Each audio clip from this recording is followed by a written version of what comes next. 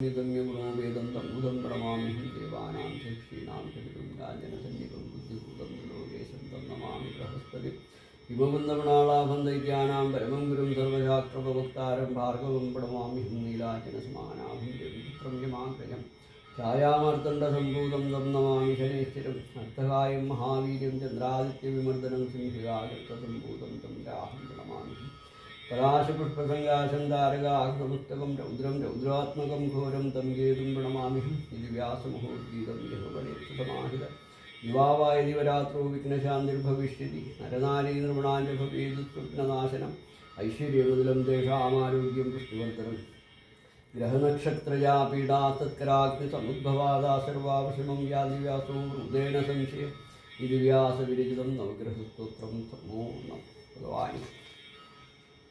ഇപ്പം ഞാനിന്നിവിടെ ഒരു രാശി എങ്ങനെയാണ് ഒരു രാശി എടുക്കുന്നതെന്ന്, അപ്പം രാശി തുറക്കുന്ന പ്രക്രിയയാണിപ്പോൾ ഇവിടെ കഴിഞ്ഞത്. അതുപോലെ തന്നെ നമ്മൾ രാശിയെല്ലാം കഴിയുമ്പോൾ രാശി മടക്കുന്ന ഒരു പ്രക്രിയയുണ്ട്. നമ്മൾ ഈ രാശി തുറക്കുന്ന സമയത്ത് എന്തെല്ലാം എങ്ങനെയെല്ലാം നമ്മൾ ചെയ്തോ അതേ പ്രക്രിയ തന്നെയാണ് നമ്മൾ രാശി മടക്കുമ്പോഴും. എപ്പോഴും നമ്മൾ ഒരു രാശി തുറക്കും, രാവിലെ എടുത്ത് രാശി തുറക്കണം.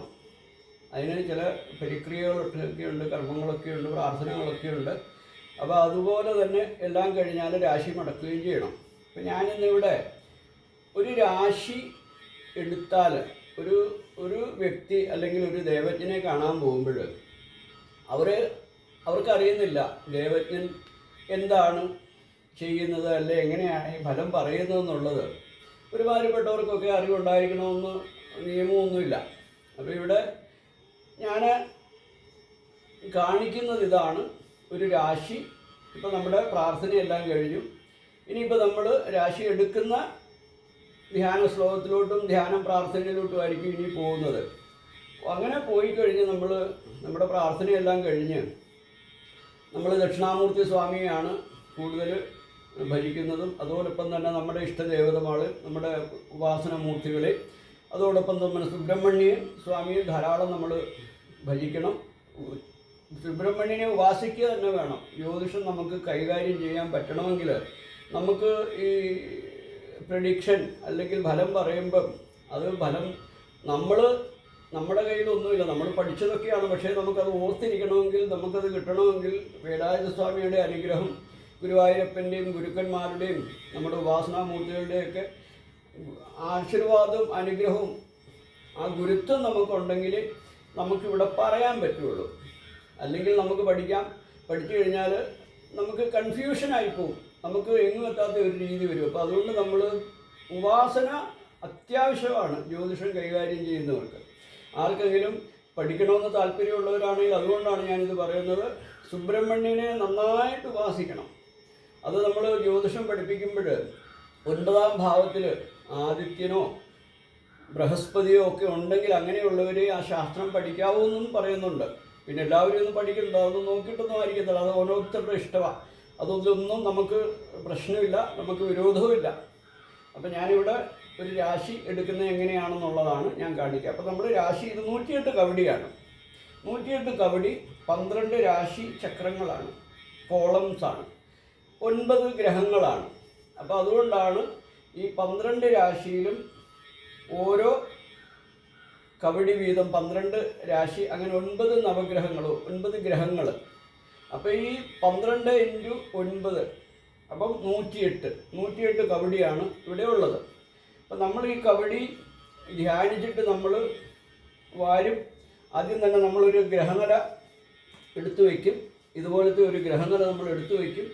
ഈ ഗ്രഹനിലയിൽ ആണ് നമ്മുടെ രാശിയുടെ ആരൂഢം. ഇതിലൊരു ഉദയലഗ്നം ഉണ്ടാവും. ഉദയലഗ്നം എന്ന് പറഞ്ഞു കഴിഞ്ഞാൽ സൂര്യൻ ഉദിച്ച് എത്ര ഡിഗ്രിയിലാണോ നിൽക്കുന്നത് അതനുസരിച്ചിട്ടായിരിക്കും ഉദയലഗ്നം വരുന്നത്. അപ്പോൾ ഇതിൽ ഉദയലഗ്നം ഇന്ന് രാവിലെ ഇപ്പോൾ വന്നിരിക്കുന്നത്, ഞാനിത് എടുക്കുമ്പോൾ ചിങ്ങം രാശിയിലാണ് ഉദയലഗ്നം നിൽക്കുന്നത്. അപ്പം അത്രയും ഡിഗ്രി സൂര്യൻ ഭൂമി കറങ്ങിയിട്ട് ആ ഡിഗ്രിയിൽ നിൽക്കുമ്പോൾ എടുത്ത ഗ്രഹനിലയായതുകൊണ്ട് ചിങ്ങം രാശി ആരൂഢമായിട്ട്.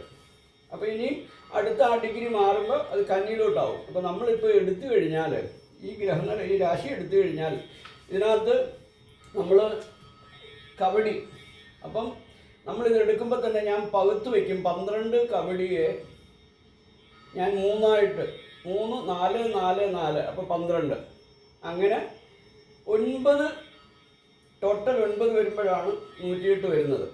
അപ്പോൾ ഞാൻ വാരുന്ന കവടി വെച്ചിട്ട് ഞാനിതുപോലെ ഇവിടെ മുതൽ തുടങ്ങും. ഇത് മീനമാണ്, അതായത് മീനം, മേടം, ഇടവം, മിഥുനം, കർക്കിടകം. നമ്മൾ മീനത്തെ തുടങ്ങില്ല, മേടം മുതലാണ് 1-ാം രാശി തുടങ്ങുന്നത്. അപ്പോൾ നമ്മൾ മേടം, ഇടവം, മിഥുനം, കർക്കിടകം 4 കവടിയായി. അടുത്തത് ചിങ്ങം, കന്നി, തുലാം, വൃശ്ചികം 4 കവടിയായി. പിന്നെ ധനു, മകരം, കുംഭം, മീനം. അപ്പോൾ ഇങ്ങനെ 12 കവടി. അപ്പോൾ 4 4 4. അപ്പോൾ ഇത് അങ്ങനെ നമ്മൾ 12 9 കൂട്ടം നമുക്ക് വന്നു കഴിയുമ്പോഴെന്തായി? ടോട്ടലായി. പക്ഷേ നമുക്ക് അത്രയും കവടി വാരുന്നില്ല, മൊത്തം 108. നമ്മൾ വാരുന്ന കവടിയിൽ നിന്ന് ഇപ്പം 12 കവടിയുണ്ട്. 12 കവടി ഉണ്ടെങ്കിൽ നമ്മൾ എന്ത് ചെയ്യും?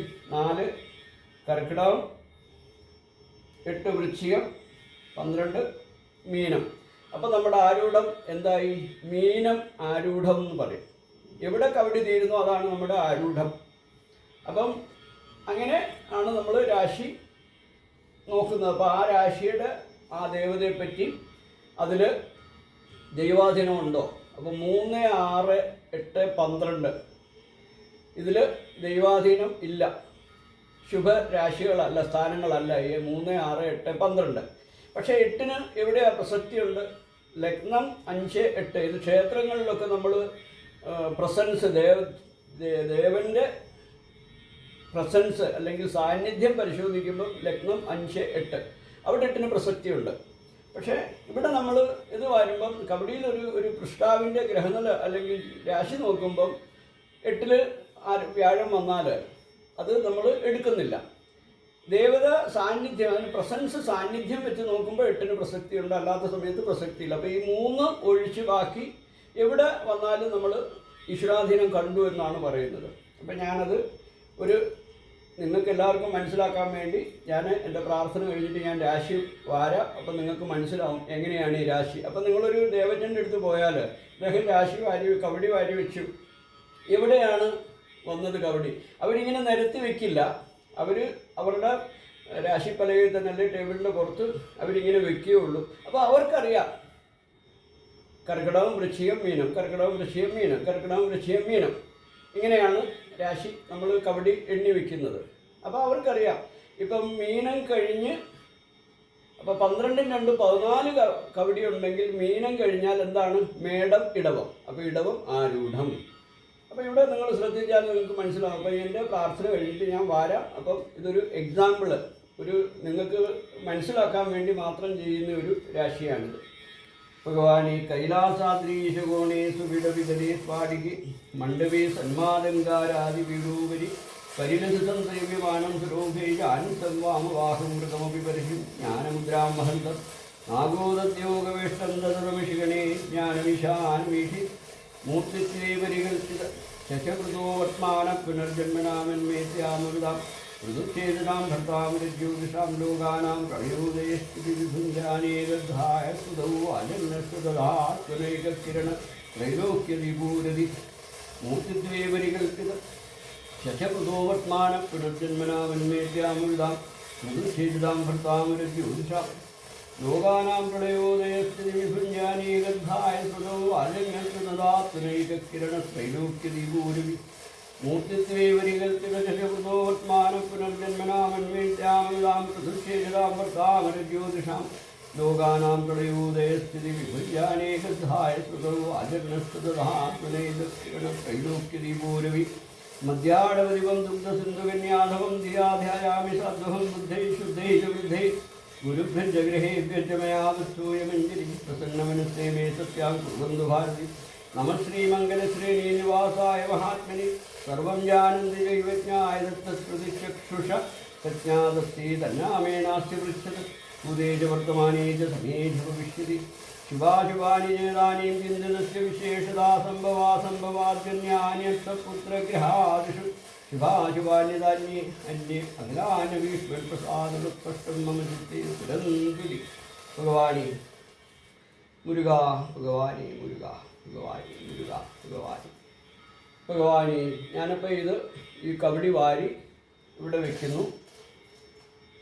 വെച്ച് കഴിഞ്ഞാൽ നമ്മൾ ശരിക്കുമുള്ള പ്രശ്നത്തിനൊക്കെ പോകുന്ന സമയത്ത് നമ്മൾ ശ്വാസോച്ഛ്വാസം ഒക്കെ നമ്മൾ ശ്രദ്ധിക്കും. വലത്തെ മൂക്കാണോ ഇടത്തെ മൂക്കിലൊക്കെയാണോ നമ്മൾ ശ്വാസം എടുക്കുന്നത്, അതിന് ഫലം ഉണ്ട്. അത് നമ്മൾ ദേവപ്രശ്നത്തിന് അഷ്ടമംഗല പ്രശ്നത്തിനൊക്കെയാണ് അത് നമ്മൾ എടുക്കുക. അപ്പോൾ ഇവിടെ നമ്മളൊരു രാശി വാരുന്ന രീതി അത് ഒന്ന് മനസ്സിലാക്കാൻ വേണ്ടി മാത്രമാണ്. അപ്പോൾ ഞാനത് 4 കബഡി വീതം മാറ്റുകയാണ്. ഇത് വൃശ്ചികം, ഇത് കർക്കിടകം, ക്ഷമിക്കണം, ഇത് കർക്കിടകം, ഇത് വൃശ്ചികം, ഇത് മീനം. അപ്പോൾ ഇങ്ങനെ 12 കബഡി ഇവിടെയായി. അപ്പോൾ ഞാനിനി അടുത്തത് അതുപോലെ തന്നെ എടുക്കും. കർക്കിടകം, വൃശ്ചികം, മീനം. ഇനി എടുക്കണം കർക്കിടകം, വൃശ്ചികം, മീനം. എല്ലായിടവും കബഡി വന്നതിന് ശേഷം ഏതാണ് ബാക്കി വരുന്നതെന്ന് അറിയാനാണ് നമ്മളിങ്ങനെ ചെയ്യുന്നത്. അപ്പോൾ അത് 3 പ്രാവശ്യം നമ്മൾ എടുത്തു, മീനം വരെ വന്നു. അടുത്തത് ഇനിയുള്ളത് 5 കബഡിയാണ്. അപ്പോൾ അത് ആദ്യത്തേത് എവിടെ പോകും? കർക്കിടകത്തിന് പോകും. കർക്കിടകം 4, പിന്നെ ഇനി ഒരെണ്ണമേ ഉള്ളൂ. അപ്പം ആ ഒരു കബഡി എവിടെ വരും? ചിങ്ങത്തിൽ വരും. ചിങ്ങത്തിൽ വന്നു. അപ്പോൾ ഇതാണ് ആരൂഢം. അപ്പോൾ നമ്മൾ ഗ്രഹനില എടുക്കുന്നു. നമ്മൾ ഗ്രഹനില എടുത്തിട്ട് നമ്മളവിടെ നോട്ട് ചെയ്യുന്നു ആരൂഢം. ഇത് ആരൂഢം. അപ്പോൾ നമ്മളിവിടെ ആരൂഢം എടുത്തപ്പോഴേ അവിടെ ഉദയലഗ്നം ചിങ്ങത്തിൽ തന്നെയാണ്. ചിങ്ങം ഉദയലഗ്നമാണ്. അപ്പോൾ ചിങ്ങത്തിൽ തന്നെയാണ്, ഉദയലഗ്നമുണ്ട്, ആരൂഢമുണ്ട്, അവിടെ ചൊവ്വയുണ്ട്, കേതുവുണ്ട്. ഇത് നോക്കിയിട്ടാണ് നമ്മൾ ഉദയലഗ്നത്തിൻ്റെ ആരൂഢം വന്നാൽ ഈ ആരൂഢം വന്ന രാശിക്ക് ഏതാണ് ബാധാസ്ഥാനം എന്നുള്ള രാശി കണ്ടുപിടിക്കും. അപ്പോൾ ഇവിടെ ചിങ്ങം രാശിയാണ് ആരൂഢം വന്നിരിക്കുന്നത്. ചിങ്ങം രാശിക്ക് വൃശ്ചികം രാശിയാണ് ബാധാസ്ഥാനം. അപ്പം ഇവിടെ ചൊവ്വ നിൽക്കുന്നു, ലഗ്നം നിൽക്കുന്നു, കേതു നിൽക്കുന്നു, ആരൂഢം അവിടെ വന്നു. അപ്പോൾ ഈ ചിങ്ങത്തിൻ്റെ ബാധാസ്ഥാനം എന്ന് പറയുന്നത് വൃശ്ചികമാണ്. ഇതാണ് ബാധാസ്ഥാനം. അപ്പോൾ ഈ ബാധാസ്ഥാനത്തിൻ്റെ അധിപതിയാവുന്ന ചൊവ്വ ആരൂഢത്തിൽ. അപ്പോൾ എന്താണ് അതിൻ്റെ അർത്ഥം? ചിങ്ങം രാശിയായിട്ടാണ് വന്നിരിക്കുന്നത് ലഗ്നം. ചിങ്ങം രാശിയും ചിങ്ങം ആരൂഢം. അപ്പോൾ ചിങ്ങം എന്ന് പറയുമ്പോൾ ശിവനാണ്, ആദിത്യൻ, സൂര്യനാണ്. അപ്പോൾ സൂര്യൻ ആദിത്യൻ എന്ന് പറയുന്നത് പിതാവിൻ്റെ കാരകനാണ്. അപ്പം ആ പിതാവിൻ്റെ കാരകന്, തനുകാരകന്, ഇതൊക്കെ നമ്മൾ പറയും. അപ്പം ഈ ചിങ്ങൻ രാശി ആരൂഢമായിട്ട് വന്നിട്ട് 4-ാം ഭാവത്തിൽ ചൊവ്വ വന്നിട്ട്, ബാധയിലുള്ള ചൊവ്വ വന്നിട്ട് ചിങ്ങൻ രാശിയിൽ ആരൂഢമായിട്ട് നിൽക്കുക എന്ന് പറയുമ്പോൾ നമ്മൾ ജ്യോതിഷം പഠിച്ചവർക്കറിയാം ഈ ഗ്രഹങ്ങളെയും അതിൻ്റെ ദേവതകളെയും കുറിച്ച് പറയാൻ. അപ്പോൾ ഇത് ഉപാസന ഉണ്ടെങ്കിൽ നമുക്കിത് പെട്ടെന്ന് വരികയുള്ളൂ. എന്താണ് ഇങ്ങനത്തെ ഒരു ഫലം വന്നത്, എന്താണ് നമ്മൾ ഫലം പറയേണ്ടത്. അപ്പോൾ ഇവിടെ എൻ്റെ അഭിപ്രായ പ്രകാരം ഇത് ഈ പൃഷ്ടാവിൻ്റെ ഒരു പൃഷ്ടാവിന് വേണ്ടി എടുത്തതാണെങ്കിൽ പൃഷ്ടാവിൻ്റെ പിതാവിൻ്റെ രാശിയാണ്. പിതാവിന് സ്ഥാനം അവിടെ വന്നു കഴിഞ്ഞു. അപ്പം 4-ാം ഭാവം എടുത്തപ്പോൾ ആ പിതാവിൻ്റെ അമ്മയായിട്ടെടുക്കാം, പൃഷ്ടാവിൻ്റെ അമ്മയായിട്ടെടുക്കാം. അത് നമ്മൾ ഗ്രഹസ്ഥിതി നോക്കിയിട്ടാണ് നമ്മൾ നിശ്ചയിക്കുന്നത്. പിതാവിൻ്റെ അമ്മയാണോ പൃഷ്ടാവിൻ്റെ അമ്മയുടെ ഭാവമാണോ എന്നുള്ളതൊക്കെ അത് നമ്മൾ ജ്യോതിഷം കൈകാര്യം ചെയ്യുന്നവർ പഠിച്ചിട്ടാണ് അത് തീർച്ചപ്പെടുത്തുക. അപ്പോൾ ഇതാണ് ഇതിൻ്റെ രീതി. അപ്പം എന്താണ്, ബാധയിലുള്ള ചൊവ്വ, പിതാവിൻ്റെ ഭാഗത്തുനിന്ന് ബാധയിൽ ഉള്ള ചൊവ്വ കേതുവായിട്ട്. അപ്പം ചൊവ്വയുടെ കൂടെ കേതു കൂടെ ഒക്കെ നിന്ന് കഴിഞ്ഞാൽ കുറച്ചുകൂടെ രൗദ്രഭാവം ഭഗവതിക്ക് വന്നു. ചാമുണ്ടി, രക്തചാമുണ്ടി, ഇങ്ങനെയൊക്കെ നമ്മൾ ഫലം പറയാം. അത് ഓരോരുത്തർ നിൽക്കുന്ന ഓരോ ഗ്രഹങ്ങളും നിൽക്കുന്നത് നോക്കിയിട്ടാണ് നമ്മളത് പറയുന്നത്. അപ്പോൾ അതാണ് അതിൻ്റെ രീതി. അടുത്തത് ഇനി ഒരു പ്രാവശ്യം കൂടെ ഞാൻ 3 പ്രാവശ്യം ഞാൻ വാരാം. അപ്പോൾ നിങ്ങൾക്ക് മനസ്സിലാവും എങ്ങനെയാണ്. ഞാൻ ഒന്നുകൂടെ വരികയാണ്. ഭഗവാനി മുരുക, ഭഗവാനി വേലായുധ സ്വാമി. അപ്പോൾ കഴിഞ്ഞ പ്രാവശ്യം നമുക്ക് ചിങ്ങം രാശിയാണ് ആരൂഢം വന്നത്. ഇപ്പോൾ നമുക്ക് കബഡിയുടെ വ്യത്യാസം ഉണ്ടെങ്കിൽ ആ ആരൂഢത്തിൽ നിന്ന് മാറ്റം ഉണ്ടാകും. ഭഗവാൻ. അപ്പം കർക്കിടകം, വൃശ്ചികം, മീനം. കർക്കിടകം, വൃശ്ചികം, മീനം. കർക്കിടകം, വൃശ്ചികം, മീനം. അപ്പം മീനം വരെ നമുക്ക് 1, 2, 3 പ്രാവശ്യം 12 കവടി വീതം വന്നു. അപ്പം 36 കവടി. അപ്പം ഈ 3 പ്രാവശ്യം നമുക്ക് 3 × 27, 12, 3, 36. അപ്പോൾ 36 കവടി വന്നു. പിന്നെ 2 കൂടെ നമുക്ക് ബാക്കി വന്നു, 38 കവടിയുണ്ട്. അപ്പോൾ എന്തായി, നമ്മൾ 3 പ്രാവശ്യം, ഓരോ പ്രാവശ്യം ഇത് വൃശ്ചികം, കർക്കിടകം, വൃശ്ചികം, മീനം 3 പ്രാവശ്യം വെച്ചതിന് ശേഷം പിന്നെ 2 കവടി വന്നപ്പോൾ നമ്മൾ മീനത്തിലാണ് ഈ ഫുള്ളായിട്ടുള്ള കവടികൾ വന്നിരിക്കുന്നത്. അപ്പോൾ എന്തായി, നമ്മൾ മീനം വരെ കഴിഞ്ഞ് പിന്നുള്ളത് ഒന്ന് മേടത്തിൽ പോവും, ഒന്ന് ഇടവത്തിൽ പോവും. അപ്പോൾ എന്തായി, ഇടവം രാശി ആരൂഢം വന്നു. അപ്പോൾ ഇപ്പം വ്യാഴം സഞ്ചരിക്കുന്നത് മിഥുനം രാശിയിലാണ്. നമുക്ക് കഴിഞ്ഞതിനകത്ത് നമുക്ക് എത്രയാണ് വന്നത്, 11-ലായിരുന്നു വന്നത്. ചിങ്ങം രാശിക്ക് മിഥുനം രാശി 11-ാം ഭാവം. അപ്പോൾ കഴിഞ്ഞ രാശിയിൽ നമുക്ക് 11-ൽ വ്യാഴം വന്നു. ഈ എടുത്ത രാശിയിൽ നമുക്ക് 2-ൽ വ്യാഴം വന്നു. രണ്ടും നല്ല ഭാവങ്ങളാണ്. നമുക്ക് ദുഷ്ട ഭാവങ്ങളൊന്നും നമുക്ക് വന്നില്ല. അപ്പോൾ ആദ്യത്തേത് 11-ൽ വ്യാഴം, ഇപ്പോഴത്തേത് 2-ൽ വ്യാഴം. നമുക്കൊരു പ്രാവശ്യം കൂടെ വരാം.